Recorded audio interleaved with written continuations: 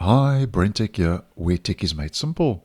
So after being away for a couple of days, playing catch up with some family, just to let you know that it's time now to play catch up with one or two browser updates that have rolled out for Brave and Microsoft Edge.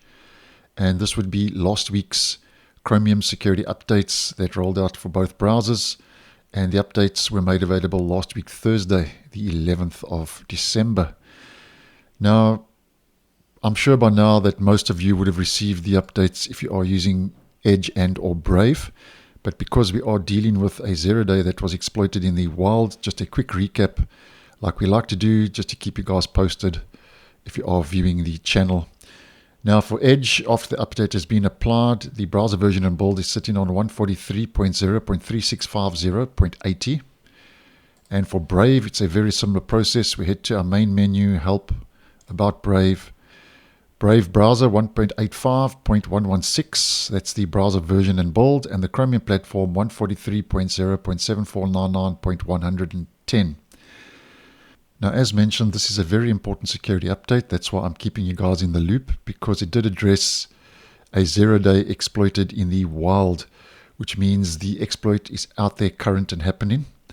Now, when I did post regarding Google Chrome last week, it was not listed. Google didn't give us any information, but I'm sure by now that 0-day would have been patched by most users of both browsers. So Google now lists CVE 202514.174 as the exploit that exists in the wild, which is an out-of-bounds memory access in Angle. And just a quick recap as to what an out-of-bounds vulnerability is all about. It's very similar to a buffer overflow, which writes data beyond the boundaries of allocated memory.